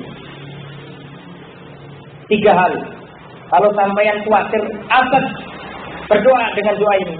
Allahumma la khaira illa khairuka wala khaira illa khairuka wala ilaha ghairuka. Ya Allah, tidak ada kebaikan kecuali hanya kebaikan yang datang darimu, dan tidak ada kesialan kecuali yang sudah engkau tetapkan. Wala ilaha ghairuka, dan tidak ada yang berhak disembah melainkan engkau. Itu doanya, Pak. Kalau nggak bisa bahasa Indonesia ya. Kalau nggak bisa bahasa Arab ya, ya tutup hatinya ya. Itu yang pertama, cabang kesyirikan yang mungkin ibu yang di sana bisa mendengar dan monggo Bu ya. Kita ngaji ini tujuannya itu belajar, ngerti sing bener. Ya mungkin nopo yang sakit kalau sampai akan wow, mungkin jangan sakit diterami nih. Tapi paling enggak ini jadikanlah ilmu baru, pencerahan ya. Dan kata-kata saya mungkin kasar dan ngapunten nggih. Niat kula niku mboten awal, tapi niat kita ini sama-sama belajar mencari yang benar. Kalau memang kata-kata saya dianggap kasar nggih, kula nyuwun bumi pangapunten. Nomor kali termasuk cabang kesyirikan adalah 3 hal kata Nabi. Innar ruqa wat tamaim wattiwala syirkun. Sesungguhnya jimat, suwuk, mantra dan tiwala itu pelet. Syirkun cabang kesyirikan. 3 hal. Innar ruqa sesungguhnya suwuk, ruqyah. Ruqyah itu bahasa Arab, Pak. Cara Jawane suwuk. Innar ruqa sesungguhnya ruqyah, maksudnya suwuk di sini. Watamaim dan apa? Jimat, watiwala dan pengasihan pelet. Syirkun termasuk cabang kesyirikan. Yang pertama ruqyah. Ruqyah yang nggak boleh di sini itu ruqyah yang tidak syar'i. Ini ya suwuk gitu ya. Ngomongnya nggak jelas. Bawang putih, bawang abang, maling, macam jeruk, macam-macam bisanya. Dukun-dukun bisa kayak gitu. Ya mantra-mantra Jawa itu loh, yang nggak ada dalilnya itu nggak boleh. Adapun suwuk yang Islami boleh. Namanya ruqyah syariah. Syaratnya ada 3. Syaratnya ruqyah ada 3. Yang pertama, antakuna min asma'illah aw min kitabihi aw min sunnati nabiyyi. Pakai asma Allah. Allahumma antas syafi. Allah mempunyai nama yang artinya maha menyembuhkan. Apa artinya? Pak dokter mesti tahu lah. Insya Allah. Allah mempunyai nama yang artinya zat yang maha menyembuhkan. Apa itu? Asy-Syafi. Nah, kalau kita ingin sembuh atau nambani orang, boleh kita berdoa. Allahumma antas syafi la shifa illa shifauka. Shifaan la yuhadiru saqama. Ya Allah, engkaulah satu-satunya zat yang maha menyembuhkan. Tidak ada kesembuhan kecuali kesembuhan yang datang darimu, kesembuhan yang tidak meninggalkan kambuh lagi. Boleh, karena ini pakai nama Allah. Atau pakai Quran boleh. Contohnya apa? Ayat Kursi, Al-Baqarah, kemudian Al-Fatihah, Qul a'udzu falaq, Qul a'udzu binnas, Qul huwallah. Ini termasuk ayat-ayat ruqyah, boleh itu dibacakan. Syarat yang nomor 2, antakuna bil lisanil arabiyyi, memakai bahasa Arab atau bahasa selain Arab tapi jelas, tidak geremeng seperti Joko itu geremeng. Ruqyah terus jelas, ngomongnya jelas. Al-Fatihah ya Al-Fatihah jelas, bukan yang umi-umi, ngerti umi-umi ya? Yang mulutnya komat kami gak jelas, bukan itu. Harus jelas. Karena sebagian dukun itu baca nulis raja-raja. Pertama kulwawo ditulis dari belakang. Pertama Bismillahirrahmanirrahim. Selanjutnya huruf-huruf Arab yang gak jelas juga. Lim, sod, ulang, gak tahu, gak bisa dibaca. Ada gak itu? Raja-raja itu, jimat-jimat kan biasanya Bismillahirrahmanirrahim lengkap, bagus. Setelah itu tulisan Arab yang apa? Gak bisa dibaca gitu. Nah itu gak boleh, karena gak jelas. Ya. Terus yang nomor 3 syaratnya meyakini yang menyembuhkan adalah Allah, bukan orang yang meruqyah tadi. Ya.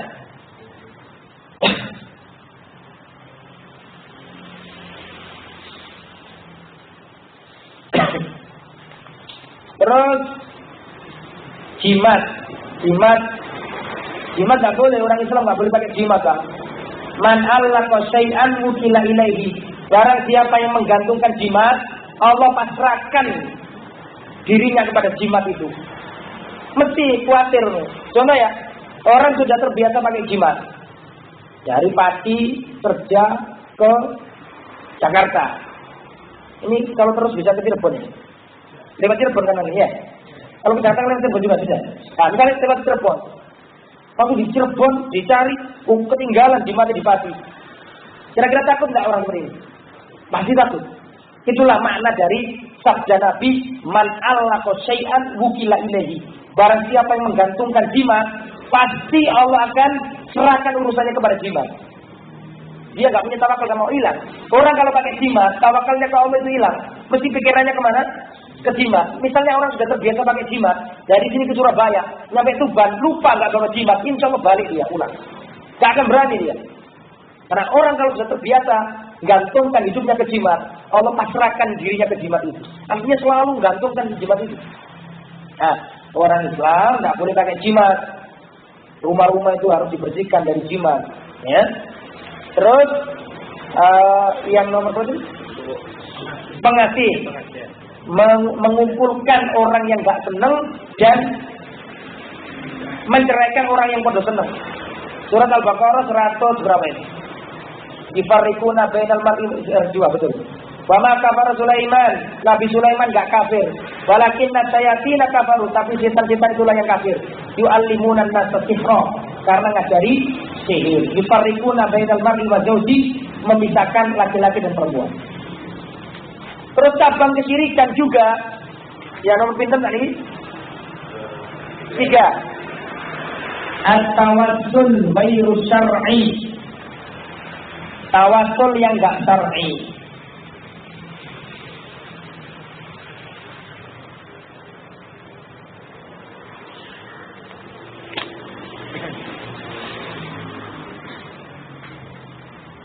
Tawasul itu boleh enggak, Pak? Tawasul boleh apa enggak? Sama buka surat Al-Maidah ayat 35. Orang Islam disuruh tawasul. Orang Islam disuruh mencari wasilah, bertawasul. Disuruh, diperintah. Dalilnya surat Al-Maidah ayat 35. Ya ayyuhalladzina amanu, wahai orang-orang yang beriman, ya, wahai orang yang beriman, ittaqu ya ayyuhalladzina amanu, wong kang padha iman kabeh, aminu, imano sapa sira kabeh, ittaqu bertakwa sira kabeh, Allah ing Allah, wattahu lan golek wasilah sapa sira kabeh, wattahu lan golek sapa sira kabeh ilaihi marang Allah al wasilata ing wasilah. Artinya wahai manusia orang yang beriman, carilah wasilah menuju Allah. Berarti carilah perantara menuju Allah. Berarti orang Islam disuruh bertawasul. Tetapi, nah ini loh yang masalahnya bertawasul yang bagaimana? Kita harus buka tafsirnya. Al-Imam Ibnu Katsir yang bermadzhab Syafi'i menerangkan makna wasilah di situ apa? Carilah perantara supaya menuju Allah. Perantara di sini apa maksudnya? Al-Imam Ibnu Katsir, Al-Imam Ibnu Jarir At-Tabari, imam-imam mufassirin mengatakan wasilah di sini adalah al-a'mal as-shalihah. Carilah perantara menuju Allah melalui amal-amal soleh, amalan-amalan sunnah. Kalau ingin dekat sama Allah dengan amalan sunnah, bukan dengan mendatangi tempat keramat. Ya, nah, nyuwun sewu lagi ya. Mungkin ini keras, napa ingkang kula sampaikan iki, tapi ini penting harus saya sampaikan. Ya, contoh. Dulu orang Arab jahiliyah itu dikatakan nyembah patung nggak mau, Pak. Saya ulangi ya. Orang Arab jahiliyah dikatakan nyembah patung nggak gelem. Ditegur sama Nabi Muhammad, jangan nyembah patung. Saya mau tanya, patung itu dulunya siapa sih? Patung-patung yang disembah itu dulunya itu manusia apa enggak? Manusia soleh dulu. Di zamannya Nabi Nuh. La tadarunna alihatakum wa la tadurunna waddaw wa la suwa'a wa la yahusa wa ya'uqa wa nasra wali limo. Sampai buka surat Nuh. Di sana disebutkan ada wali limo. Wad, Suwa, Yahud, Ya'uq, Nasr. Dulunya orang soleh di zamannya Nabi Nuh.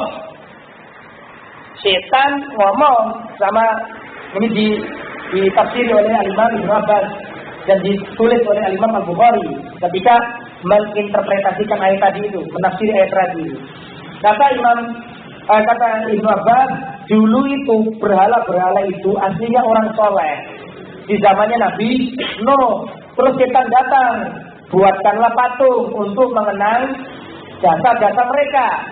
Dibuatlah patung, nggak disembah. Pertama nggak disembah, cuma apa? Sekedar mengenang saja. Terus orang-orang yang buat patung mati, datang setan kedua kalinya, akhirnya disembah. Nah, orang-orang di kafir Quraisy ketika dilarang sama Nabi jangan nyembah patung, antum tahu nggak jawaban mereka apa? Apa? Dalam jawabannya diabadikan dalam Quran, surat Az-Zumar ayat 3. Jangan nyembah patung. Dijawab sama mereka surat Az-Zumar ayat 3, mana buduhum illa liyuqarribuna ilallahi zulfa. Muhammad, aku gak nyembah mereka. Mereka itu orang soleh.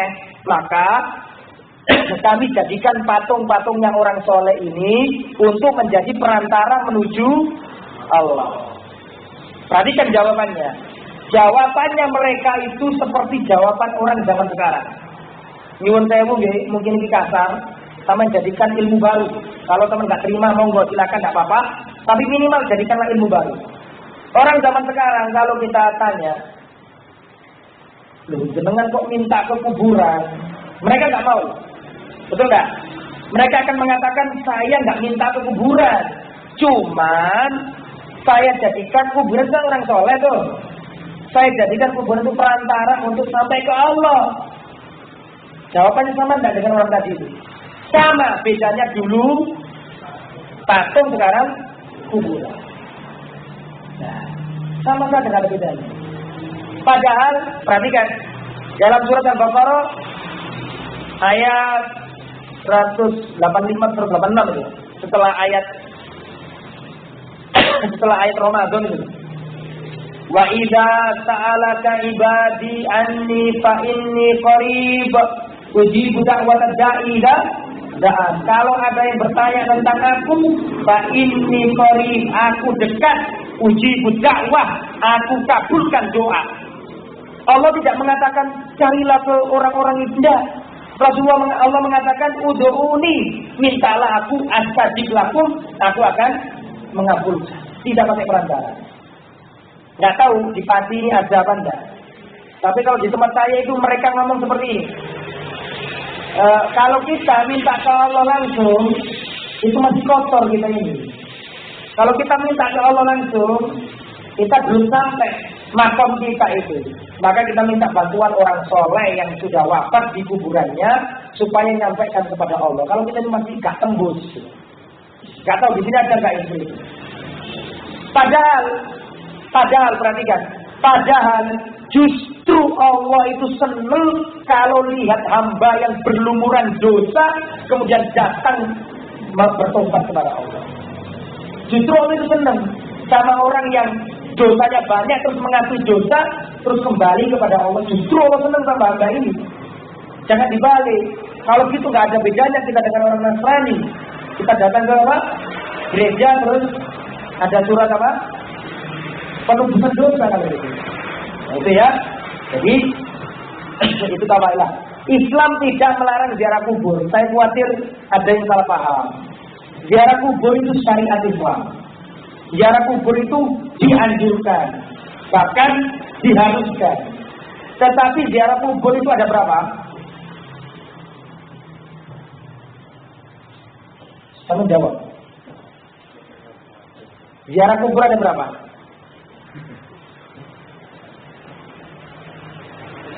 Sama kok pura-pura gak ngerti. Ibu-ibu yang jauh di sana, ziarah kubur ada berapa? Ziarah kubur ada 3, sama tulis.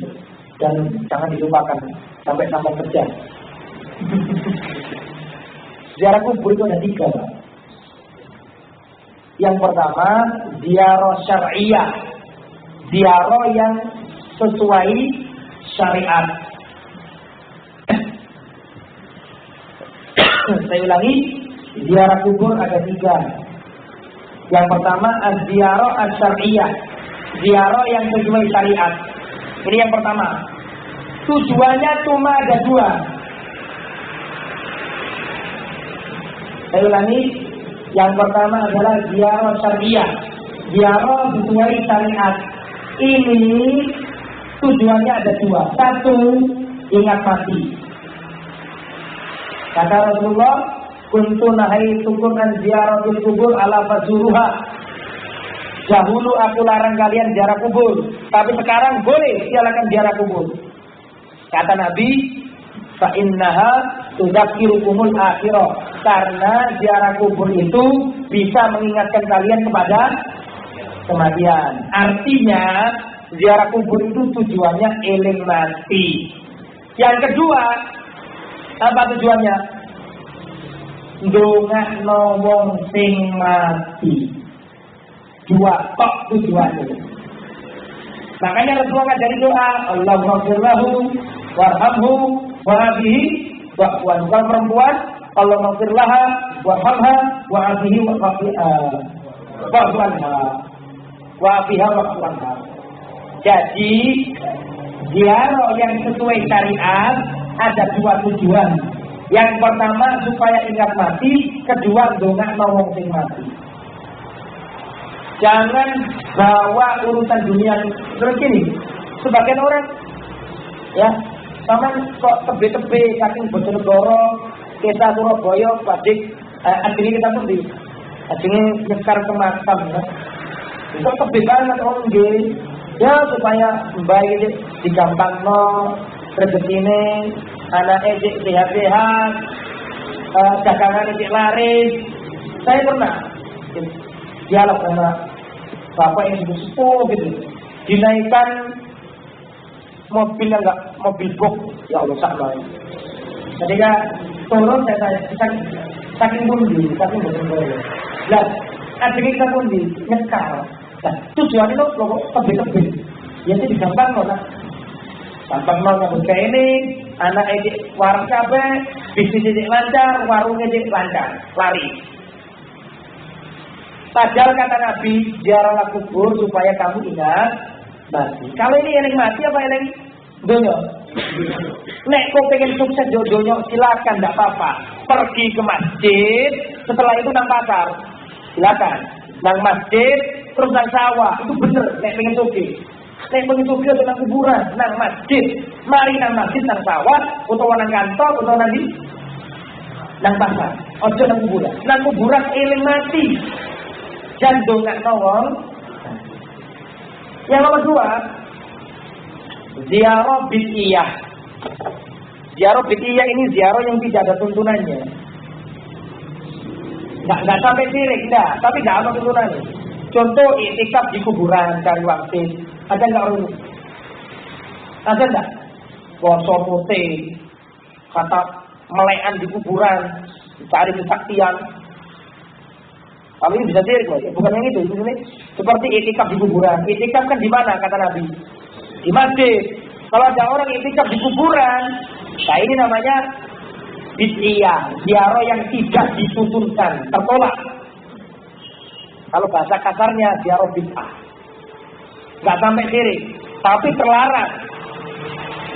Adapun yang nomor berapa?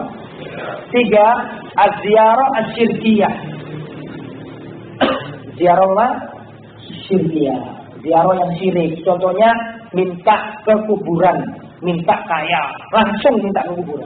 Ini syirik, bahaya. Nah, yang boleh yang nomor berapa? Yang pertama, kita ziarah kubur tujuannya inget mati, Pak. Kaping kali kita ndongakno tiyang ingkang sampun jatuh sama kerja. Itu nggih. Nah, ziarah tawasul itu ada yang boleh. Apa saja tawasul yang boleh?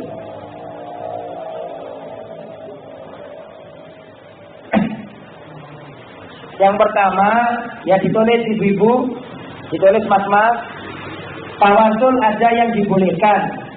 Satu, at-tawassul bil a'mal as-shalihah, at-tawassul bi asmaul husna. Bertawasul dengan asmaul husna boleh. Dalilnya surat Al-A'raf 180 insyaallah. Coba dilihat, takut salah nanti ya. Insyaallah Al-A'raf 180. Yang Bapak Quran tolong dibuka, takut saya salah nanti. Kalau enggak surat 180 coba. Al-A'raf.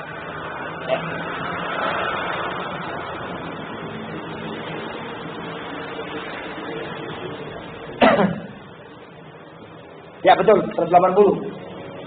Jadi tawasul yang boleh, jadi Islam ngasih solusi, ngelarang tapi memberi solusi.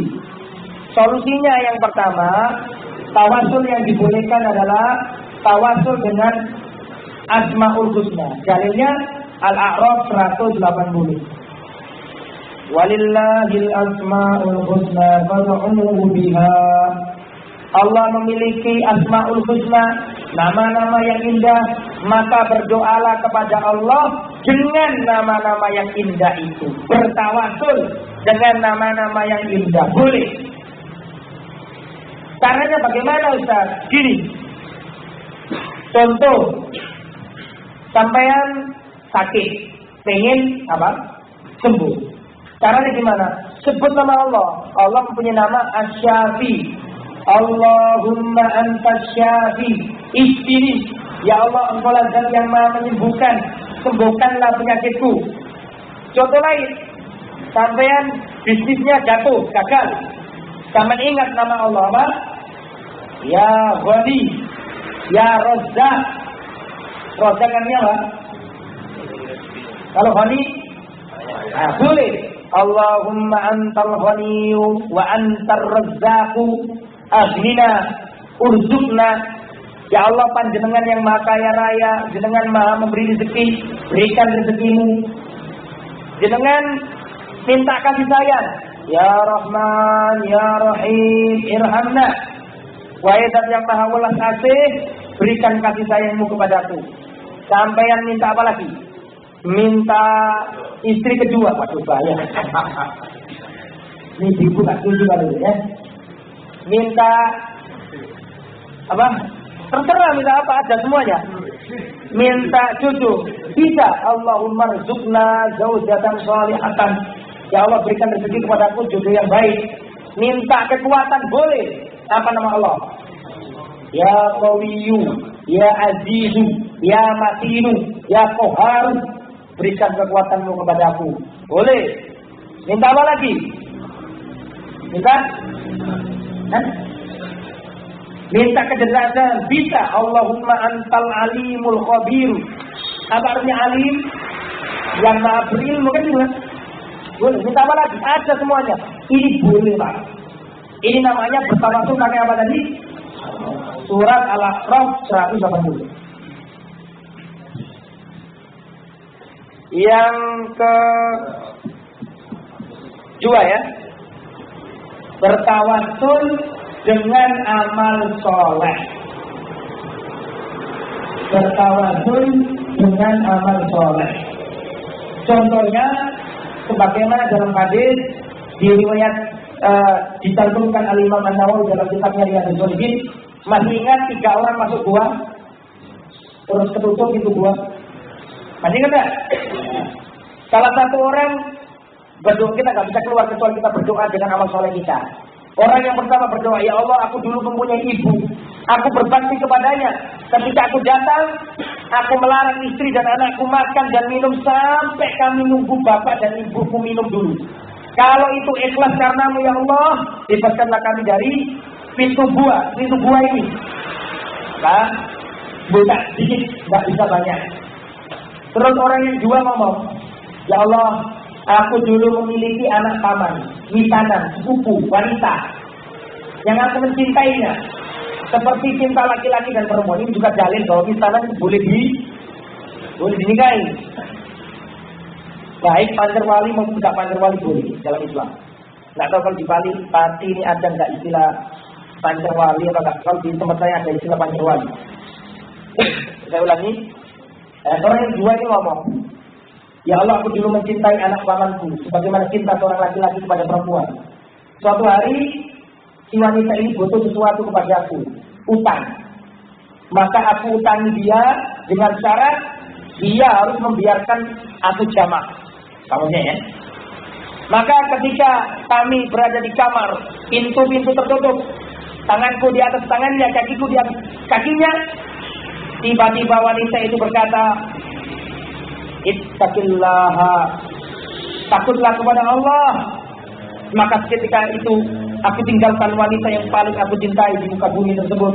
Kemudian aku berikan hartaku tadi kepadanya tanpa imbalan. Kalau itu adalah ikhlas karenamu ya Allah, bebaskanlah kami dari pintu gua. Buka lagi. Yang terakhir apa kira-kira? Aku yang mikir ya. Karena ketika ada seorang majikan yang dulu memiliki karyawan, karyawan, pegawai, haji. Waktu hari gajian, pegawainya tidak ada. Kalau budak kan digaji. Waktu gajian, karyawanku tidak ada. Kemudian aku jadikan gajinya tadi, saya belikan apa? Hewan ternak. Terus sampai hewan ternak itu satu lembah. Tiba-tiba bertahun-tahun budak itu pegawai itu datang. Wahai majikanku, mana gajiku dulu? Maka saya katakan kepadanya, ya Allah, lihatlah hewan ternak yang banyak itu semua adalah milikmu. Saya ikhlas ya Allah. Kalau itu ikhlas karenamu, bebaskanlah kami dari situ. Buka, keluar semua.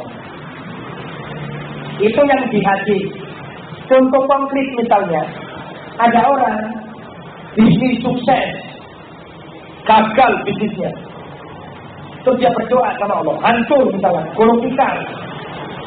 Dia berdoa sama Allah, ya Allah, setelah memuji Allah berselawat, terus berdoa, ya Allah, dahulu aku menyantuni fakir miskin, maka tolong ya Allah, kembalikanlah bisnisku agar aku bisa menyantuni fakir miskin lagi seperti dulu, agar aku bisa menyantuni anak yatim seperti dulu ya Allah, kembalikanlah bisnisku. Boleh tak ini? Boleh. Ini namanya bertawasul dengan amal saleh. Yang nomor 3, apa kira-kira Pak? Sama tidak tahu, tadi ada sebagian yang sudah ngomong. Bertawasul dengan apa? Ayo apa? Apa? Bertawasul dengan orang yang ini musyrik, ini nggak boleh. Saya sering ngomong ke jamaah mesti pakai lafaz ini.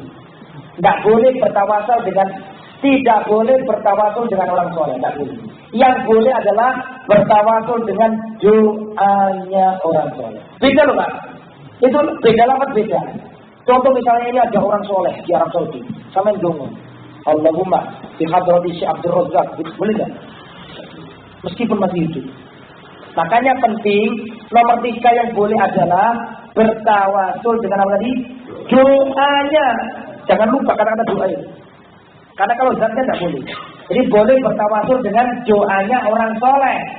Misalnya sampai datang ke orang soleh sampai ngomong, nih anak saya mau daftar umroh atau besok mau berangkat umroh, tolong panjenengan bantu doa supaya niatnya bukan riak loh ya, supaya lancar. Besok anak saya ini ujian di pondoknya, tolong panjenengan bantu doa. Boleh. Ya, dan orang soleh nggak harus ustaz, orang soleh nggak harus kiai. Siapa orang soleh itu? Orang soleh ya orang soleh Pak. Iya. Orang soleh bukan ustaz saja. Orang soleh itu siapa? Ya orang soleh. Orang yang bakti sama orang tua, perkataannya baik, sholat tepat waktu, tidak menyakiti orang, gampang memberikan maaf ke orang, orangnya itu suka bantu orang, tidak pernah nyakiti orang, sholat tepat waktu, sholat berjamaah, bakti sama orang tua, nolong orang yang kedua. Ini orang soleh, meskipun menjual tempe, orang soleh. Meskipun tukang parkir, orang soleh.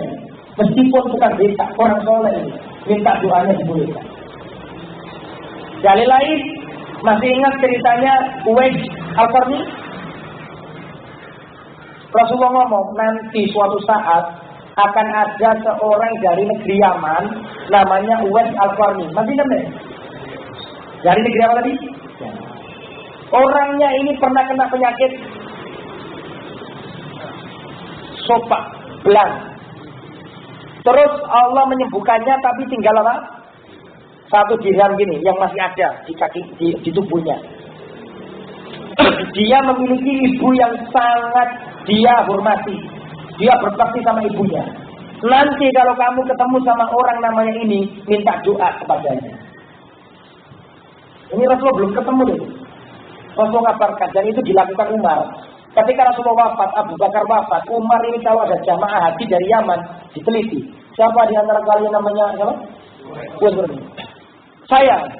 Kamu dari suku ini? Iya, betul. Kamu kena penyakit apa tadi? Sopak, belang.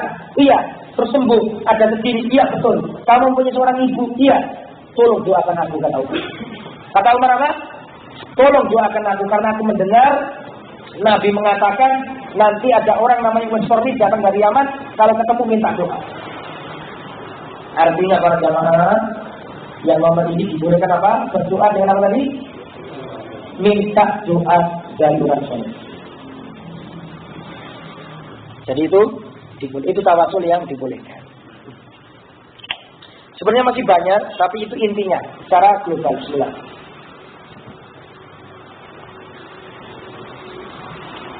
Kemudian di antara sedikit lagi ya, masih banyak materinya dan saya juga tahu sama juga bosan kalau saya terus-terusan ngomong. Ya, yang terakhir adalah masih banyak sebenarnya. Termasuk apa namanya cabang-cabang kesyirikan adalah mempercayai dukun atau ramalan bintang. Saya masih ingat waktu saya kecil, mbak saya dulu bilang, biyen waktu ada Gestapo itu ono lintang kemukus. Gak tahu kalau di Pati nggak ada kayak gini. Lintang kemukus itu kata orang dulu itu tanda kalau akan terjadi apa? Bencana atau peristiwa besar. Itu nggak boleh diyakini. Ya. Bintang itu Bapak Ibu, bintang, lintang. Bintang itu diciptakan oleh Allah cuma untuk berapa hal? 3. Yang pertama, lah kok bisa 3-nya nggak disebutkan? Dalam bintang itu diciptakan oleh Allah untuk 3 hal. Kita nggak boleh meyakini lebih dari 3 hal itu. Saya ulangi, bintang diciptakan oleh Allah untuk 3 hal saja. Yang pertama, Allah jadikan bintang untuk menghias langit. Yang kedua, Allah ciptakan bintang untuk pelempar setan. Dua-duanya tercakup dalam surat Al-Mulk. Ya, surat Al-Mulk. Walaqad zayyana as-samaa'a ad-dunya bimasabiha wa ja'alnaha rujuman lis-syayatin. Walaqad zayyana as-samaa'a ad-dunya. Kami jadikan apa tadi? Bintang-bintang sebagai lampu-lampunya langit, penghias langit. Yang kedua, rujuman lis-syayatin, pelempar setan. Adapun yang ketiga adalah wa alamatin yuhtada, yaitu sebagai penunjuk arah. Nelayan bisa pulang, ini mana selatan, mana kiblat. Ini dengan mengetahui bintang akan mengetahui arah mata angin. Selain itu tidak boleh. Selain itu tidak boleh meyakini bintang ramalan zodiak, ya zodiak, tahu zodiak ya? Itu nggak boleh. Termasuk dukun. Man ataka hilan, barang siapa yang mendatangi tukang ramal arrafan. Tukang ramal itu umum.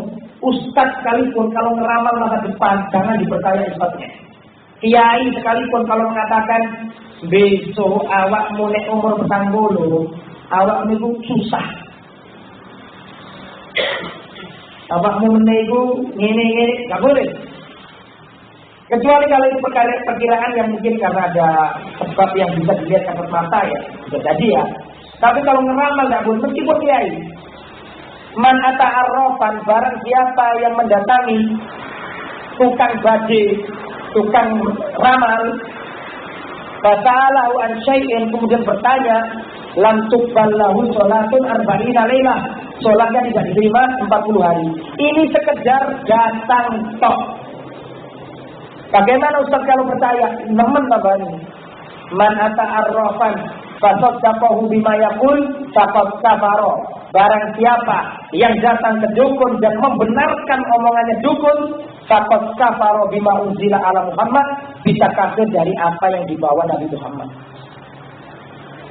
Orang melakukan sihir itu bisa mengeluarkan dari Islam.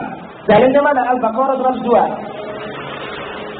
Wa ma kafara Sulaiman walakinna syayatin kafaru. Nabi Sulaiman tidak kafir, tetapi setan-setan itulah yang kafir. Mengapa setan kok kafir? Yu'allimunan nasa sihra. Karena setan-setan itu ngajari manusia ini. Jadi itu ya, nggak boleh percaya dukun ya. Insya Allah kalau kita ngerti akidah yang benar, maka kita akan dimudahkan dalam kita menuju surganya Allah Subhanahu wa taala. Tadi dikatakan dapat syafaat Nabi masuk surga, dan dikatakan dalam sebuah hadis, "Lau ya ibn Adam, lau ataitani bi qurabil ardi khataya." Wahai anak Adam, sekiranya engkau datang kepadaku membawa dosa sebesar bumi, tapi kamu tidak menyekutukan aku, maka aku akan mendatangimu dengan sebesar bumi ampunan pula. Maka dari itu kita harus bertauhid, kita harus meninggalkan diri dari kesyirikan. Insya Allah jika kita bertauhid, ya orang Islam, perhatikan Bapak Ibu, orang Islam harus punya semboyan. Semboyannya apa? Inna sholati wa nusuki wa mahyaya wa mamati lillahi rabbil alamin. Ya Allah, sesungguhnya sholatku, ibadahku, matiku dan uripku hanya untuk Anda panjenengan ya Allah. Orang Islam kalau meyakini ini nggak ada takut. Allahus Samad, Allah tempat bergantung. Tidak boleh kita bergantung kepada selain Allah. Kalau kita meyakini ini, insya Allah kita akan mendapatkan syafaat Rasulullah dan kita akan dimudahkan mendapatkan surga. Mudah-mudahan apa yang saya sampaikan bermanfaat. Kurang lebih 2 jam saya sampaikan materi. Jika ada pertanyaan, saya persilakan.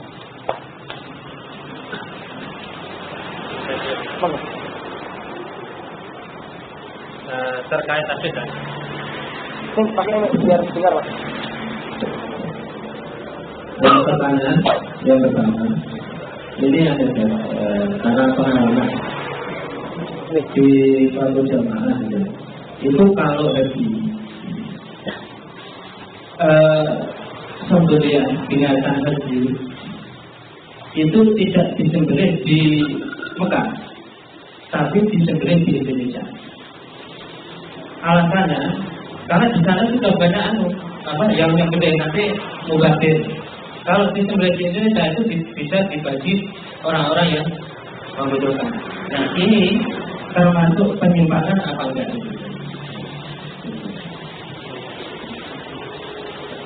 Yang pertama, saya jawab dulu Pak, beri dulu Pak. Ya para jamaah, seperti yang saya sampaikan tadi, kami buka surat apa itu? Berbeda dengan puasa itu ya, boleh yang tersisa di itu beda lagi. Kalau ini kan masalah haji ya. Maka seperti saya katakan tadi, ada 7 hal tadi kan. Jika Allah dan Rasulnya sudah menentukan tempat, maka jangan diubah tempat itu. Nah, kalau diubahkan salah, karena haji itu termasuk bagian dari amalia haji. Artinya namanya haji harus di tanah haram, kan gitu ya. Jadi janganlah kita beribadah dengan perasaan. Agama itu dibangun dengan dalil. Ya. Kenapa kalau kita kok membeli di sana banyak orang kaya? Ya karena dalil nyuruh kita seperti itu.